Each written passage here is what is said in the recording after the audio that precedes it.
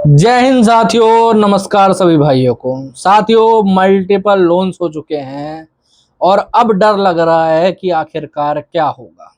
अपने ही माइंड में खुद के ऊपर जाल बना के खुद से ही फंसे हुए हो, खुद में ही मानसिक उत्पीड़न का शिकार बन रहे हो और खुद से ही समझ में नहीं आ रहा कि क्या करा जाए। तो ये जो वीडियो है ये आज आप ही के लिए है, ठीक है। आज आपके जितने अभी डर है, जितना 100% डर को निकालने की मैं ट्राई करूंगा और जो कॉमन मिथ फैला हुआ है, ठीक है, मतलब कॉमन जो हमारा गलत फहमी फैली हुई है ना बहुत सारे लोगों में, उसको भी क्लियर करूंगा। दरअसल वीडियो आज का बनाने का मेन मोटिव ये था कि दरअसल कल मेरी एक सब्सक्राइबर से मेरे बात हुई थी और उनको बहुत ज्यादा उन्होंने वीडियो देखे, उन्होंने रूल समझे, लेकिन उन्होंने गलत समझ लो। जैसे मैं बताता हूँ हुआ क्या था। कल कॉल बुक हुई थी तो दिन में उन्होंने हमसे बात करी और उन्होंने बताया कि आज सर मेरा अभी 2 महीने का डिफॉल्ट हो चुका है और अगले महीने तीसरे महीने का हो जाएगा। इस महीने अभी दूसरे महीने का स्टार्ट हुआ है, ठीक है। तो मैंने बोला ठीक है, तो अभी रिकवरी वगैरह का आप कंप्लेंट वगैरह करिए, आपने प्रायर नोटिस वगैरह भेजे हैं। तो उन्होंने ऐसा जवाब दिया ना कि मेरे थोड़ा मतलब मैंने भी सोचा कि यार इन लोगों को ये चीजें सिखाता कौन है, समझ रहे हो। ये अपने आप ही, क्योंकि ऐसी बात है कोई नहीं बोलता, मैं आपको समझाता हुआ गया, ठीक है। तो इन्होंने बोला नहीं नहीं सर अभी कुछ भेजा नहीं है मैंने, आप इसको जितना जल्दी हो सके अभी के अभी सेटल करवा दो, ठीक है। मैंने बोला यार दूसरे महीने में सेटल कैसे हो सकता है। अभी कम से कम अगर आप 50% में भी सेटल करोगे, 50% में भी, तो भी आपको कम से कम एनपीए तो का तो वेट करना ही पड़ेगा। एनपीए से पहले कोई सेटलमेंट नहीं है, ठीक है। अगर एनपीए से पहले आपको बोला जा रहा है कि आपका लोन सेटल हो सकता है या फिर वो हो सकता है, तो 100% चांसेस हैं कि आपको पागल बनाया जा रहा है, फेक सेटलमेंट आपके साथ करी जा रही है। तो उन्होंने बोला नहीं नहीं सर मैं एनपीए तक का वेट नहीं कर सकता, अभी मेरे को सेटल करना है, ठीक है। या तो आप मुझे बताइए, मैं अपने बीवी के गहने वगैरह बेचूंगा, उसको बेच के जैसे तैसे करके कुछ पैसा भरूंगा। तो मैंने उन पर पूछ ही दिया, मैं भाई साहब एनपीए तक आप वेट क्यों नहीं कर सकते, मतलब कुछ दिक्कत है, कुछ प्रॉब्लम है, आगे चल के आपको कोई चीज की जरूरत है। तो उन्होंने सीधे बोला कि नहीं नहीं सर 90 दिन के बाद ये लोग फिर हम पे ईसीएस बाउंस का या चेक बाउंस का केस फाइल कर देंगे। तो मैं भाई साहब कोर्ट के झमेले में मैं नहीं फंसना चाहता। तो मैंने उन्हें एक ही सवाल पूछा, मैं क्या एक बात बताइए, मैं मानता हूं कि आपका लोन ज्यादा है, ठीक है, आपका लोन 20-25 लाख रुपए का टोटल जोड़ जाड़ के बन रहा है, ठीक है। लेकिन ऐसा नहीं है कि बैंक वाले जो हैं वो घोड़ी लेके तैयार बैठे हुए हैं कि जैसे ही इन भाई साहब का जो लोन है वो 90 दिन पूरा होगा, वो तुरंत कोर्ट में चले जाएंगे और वहां जाके केस फाइल कर देंगे, ठीक है। तो उन्होंने बोला कि सर लेकिन रूल में तो लिखा हुआ है कि वो 3 महीने के बाद हमारे खिलाफ कोर्ट केस फाइल कर सकते हैं। तो मैंने उन्हें जो नॉर्मली बात हम मैं बताता हूँ अपने सारे क्लाइंटों को, मैंने उन्हें भी बताई। मैं क्या भाई साहब लिखे होने में और होने में बहुत फर्क होता है, समझ रहे। एक बहुत ही कॉमन बीमारी फैली हुई है लोगों में कि भाई साहब बैंक जो है वो कोर्ट अपनी मर्जी से जाता है और बहुत खुशी खुशी जाता है। 100 लोगों में से कुल मिला के 2 4 5 लोगों पे ही केस फाइल होते हैं, और वो भी बैंक अपनी मजबूरी में करता है, सीधी सी बात कहा जाए तो, क्योंकि उसको लीगल जो प्रक्रिया है ना उसको चालू रखना है, समझ रहे हो। वहां पर कोर्ट में जाके क्या उनको पूरे पैसे मिल जाते हैं। ईसीएस बाउंस या चेक बाउंस जो है वो सेम डे बेलेबल ऑफेंस है, ठीक है।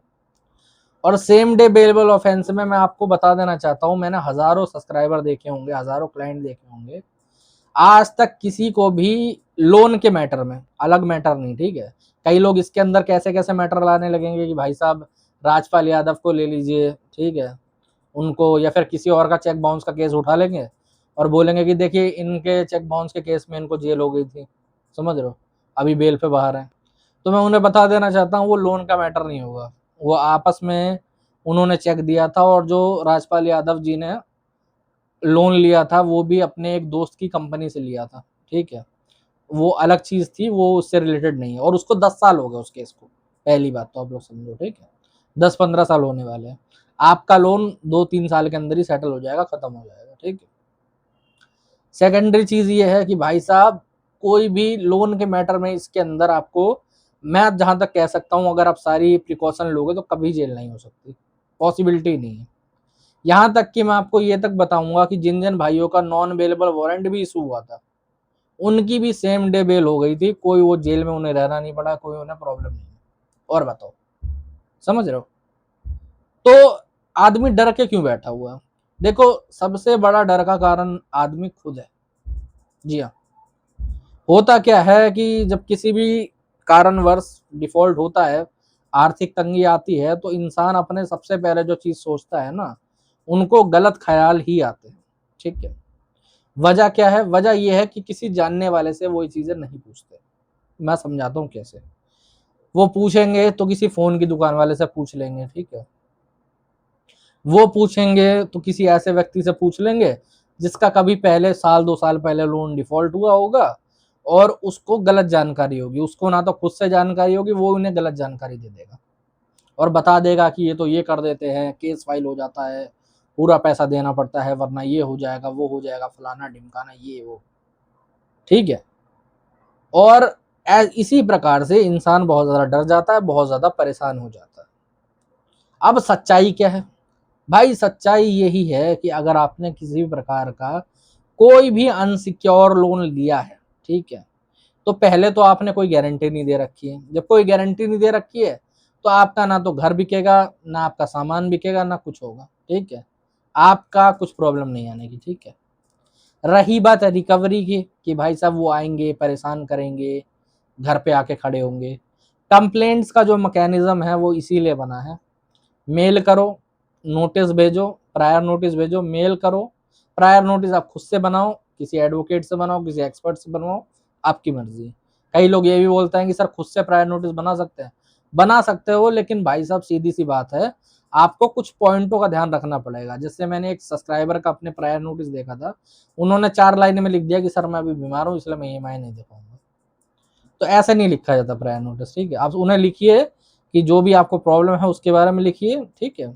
आपने कब कितना लोन लिया था, क्या था, सारी चीज़ें उनके बारे में लिखिए और arbitration, section 25, cheque bounce, recovery वगैरह ये सब चीज़ें वो लोग ना करें और आगे चल के अगर करेंगे तो आप कंप्लेंट वगैरह करोगे। इन सब के बारे में प्रॉपर्ली लिखो 2, 4, 5 पन्नों का जितना लिख सकते हो, उसको भेजो, समझ रहे हो? वो बेटर रहेगा। प्रॉपर्ली लिखो तो प्रॉपर्ली लिखो वरना फिर लिखो मत। फिर आप खाली कंप्लेंट करो, मेरा मानना ये है, ठीक है? क्योंकि चीज़ गलत नहीं होनी चाहिए। बेशक आप नहीं भी कर रहे हो, बट गलत नहीं होनी चाहिए, ये मानना ही है, ठीक है? एक मेरी सब्सक्राइबर थी, लेडीज़ थी, उन्होंने पता है क्या करा था, उन्होंने प्रायर नोटिस खुद से या दोस्त से किसी से बनवाया था। तो उन्होंने प्रायर नोटिस के अंदर लिखवा दिया कि भाई साहब मैं ये जो पैसा है, वो मेरा ऑनलाइन ट्रेडिंग या शेयर मार्केट में मैं लॉस हो गया मेरा, फ्रॉड हो गया। तो मैंने सीधे उन्हें पॉइंट आउट करके बताया, मैं कहा भाई साहब अगर मतलब मैडम जी अगर आगे चल के आप पे केस हुआ ना, तो इसी वजह से होगा। और वो लोग इस चीज़ को पॉइंट आउट कर लेंगे। हाँ, कुछ हुआ नहीं अभी तक कंपनी ने कुछ करा नहीं, बट अगर करेंगे तो मैं अगले किसी वीडियो में बताऊँगा। वैसे मो चांसेस नहीं है कि कुछ हो बट ये गलती नहीं करनी चाहिए मेरा मानना ये है, ठीक है? अब मैक्सिमम लोगों को डराया ही जाता है और ये आपका डर का जो कारण है ना, वही सारी चीज़ों की जड़ है और कुछ नहीं, ठीक है? रिकवरी वाले भी उन्हीं लोगों को डरा पाते हैं, जो लोग कई लोग मेरे को बोलते हैं ना कि सर रिकवरी वाले फ़ोन कर रहे हैं, एक के ऊपर 10-10 फ़ोन कर रहे हैं, मेरे दोस्तों को फ़ोन कर रहे हैं, मेरे अ, रिश्तेदारों को फ़ोन कर रहे हैं। तो मैं बता देना चाहता हूँ मैक्सिमम जो कारण है, वो आपका डर है और कुछ नहीं। आप टाइम टू टाइम कंप्लेंट करो, आप साइबर क्राइम में कंप्लेंट मार दो, आप आरबीआई में कंप्लेंट करो, आप कॉन्टैक्ट लिस्ट अपडेट करो, किसी को फ़ोन जाएगा ही नहीं और बोलो। अगर आपको यकीन नहीं है, आप जाओ भाई साहब मेरे जो मेंबर्स वाले वीडियो हैं, ठीक है? उसके अंदर 2 वीडियो पड़े हुए हैं। उसके अंदर मैंने कॉन्टैक्ट लिस्ट चेंज करने का पूरा तरीका भी बताया हुआ है कि आप लोग कॉन्टैक्ट लिस्ट कैसे चेंज कर सकते हो। वहाँ पर से वीडियो देखो और अपनी कॉन्टैक्ट लिस्ट अपडेट करो। 90% चांसेस हो जाएँगे फिर आपके कि आपके किसी यार प्यारे रिश्तेदार को फ़ोन कभी भी नहीं जाएगा। ओके? बाकी अगर एक आधा कभी चला भी गया तो आप साइबर क्राइम में कंप्लेंट करके, आरबीआई में कंप्लेंट करके उसको भी रुकवा सकते हो, कोई दिक्कत नहीं। जैसे एक हुआ था एक क्या कहते हैं हीरो फिनकॉर्प करके, ठीक है? एनबीएफसी है। उसके एक क्या कहते हैं रिकवरी एजेंट ने हमारी जो क्लाइंट थी, उनके किसी रिश्तेदार वगैरह को फ़ोन करके गाली-गलौज कर दी थी। हमने सीधे ही आरबीआई में कंप्लेंट वगैरह करवा दी। पहले तो हीरो फिनकॉर्प वाले मना कर रहे थे कि ये बंदा हमारा नहीं है, ये वो फलाना-ढिमकाना। बट जब हमने पूरे प्रूफ दिए तो उन्होंने उस रिकवरी के एजेंट के खिलाफ एफआईआर करवाई। उस रिकवरी एजेंट को बाकायदा पुलिस पकड़ के ले गई थी। बाद में बेल हुई, क्या हुआ इसके बारे में हमने ज़्यादा पता नहीं करा। बट ये चीज़ें हमारे सामने हुई थी, उनके प्रूफ्स हैं हमारे पास और बताओ, ठीक है? तो आपको ये चीज़ें रखनी चाहिए, आपको ये सारी चीज़ें करनी चाहिए, ठीक है? और मैक्सिमम चीज़ ये है कि अनसिक्योर लोन है, ज़्यादा से ज़्यादा कुछ नहीं होगा मेरे भाई।